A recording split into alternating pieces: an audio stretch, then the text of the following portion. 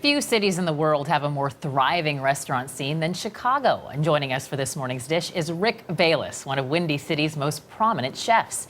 He is the winner of so many awards you can't even count them, including the James Beard Foundation's Humanitarian of the Year and Mexico's prestigious Order of the Aztec Eagle. Rick Bayless describes himself as a translator of Mexican cooking, and he's been doing just that in the Windy City since 1987. He currently has 3 distinctive restaurants there. His original Frontera Grill, the Michelin-starred Topolobampo, and pronounce this for me, Rick. Topolobampo and Choco. Thank you. Offering his interpretations of Mexican street food. Chef Rick Bayless, welcome to the dish. I am so happy to be here. We are so happy to have you. We've been trying to get you here for years, literally. And it all of a sudden worked. Today It all came I'm together. here. It sounds like we have a daughter to thank for all of it. Yes, absolutely. Beautiful spread. Tell us what we have here. Okay, well, this is all stuff from my newest book, which is More Mexican Every Day. And we have a couple of taco fillings. The one in the middle is really my favorite. I just love all kinds of vegetables, and that's what this book focuses on. That zucchini, roasted poblanos, some corn in that. This is a really interesting take on a shrimp taco with what I call adobo verde, which is made from different kinds of herbs and roasted garlic and green chilies. We have a salad over there that is a sturdy green salad. You could make it with kale. Here it's done with mustard greens, spicy habanero dressing, a little bit of mango in there. Sturdy, I like that. Sturdy. It's not lettuces, okay? This is the sturdy stuff. Classic Mexican rice, but made in a rice cooker. And one of my favorite desserts of all time, this is a coconut bread pudding made with the brioche, and it's just elegant and beautiful. And our beverage this morning, sorry?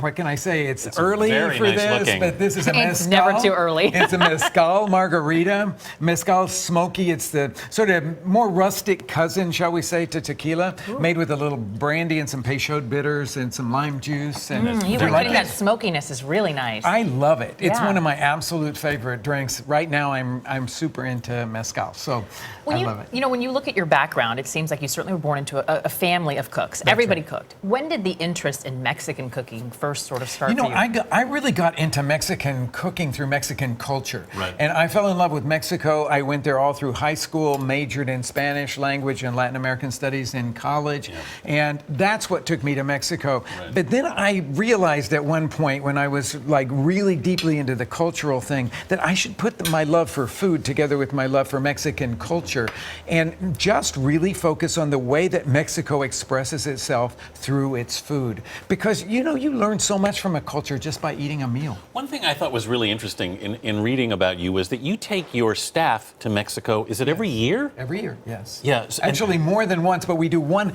really big management staff trip where about 28 of us or so will go to Mexico, and we go to one region and we really immerse ourselves in the cuisine and culture of that place. Because I need them to be able to talk to our guests the way that I would talk to our guests. Right. And the only way that they can do that is to have personal experience. Well, didn't I read that you spent 6 years in Mexico researching that first cookbook? Well, yes. I was working, I did this PhD program in anthropology and linguistics. And when I was doing that, I thought I was going to be all in cultural studies and language studies. And then I just decided, you know, I want to turn my interest to Mexico, go there, and really learn the cuisine from the ground up. And so I really spent like 6 years in Mexico researching for my first book. And that turned out to really be my dissertation, if you will. Even though it wasn't officially that, I researched it just like I would have researched a dissertation for my PhD program. When you opened your first restaurant in Chicago, I mean, you were really one of the transformative culinary forces in that city. Did you think Chicago would end up the way it is now as such a food town? Oh, back in those days, it was kind of a meat and potatoes crowd. Yeah. And not only was it meat and potatoes, but there were a bunch of restaurants that were, they were a little bit themey. And that was I didn't want to do either one of those things. I wanted to do something that was a really solid restaurant that reflected the culture of Mexico. And I had no idea if it would really fly or not.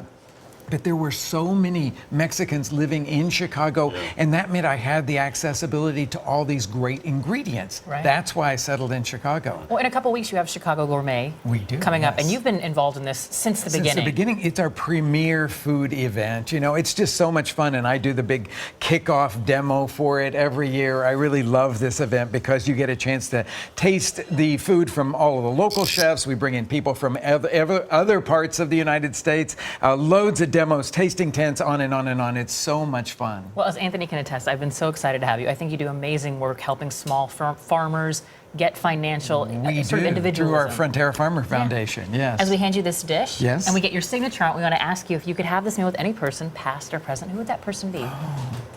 You know, I had the opportunity to have dinner with Julia Child once, and it was really transformative to me, and I would do anything to go back and relive those moments and share my food with her. Lots of butter. I love her cooking as well. All right, Chef Rick Bayless, thank you so much. It's such a pleasure. Thank you very, very much. And for more on this delicious meal, please head to our website at cbsthismorning.com. Also, Chef Bayless will answer your questions on our CBS This Morning Facebook page. Just go to facebook.com/CBS This Morning to join in.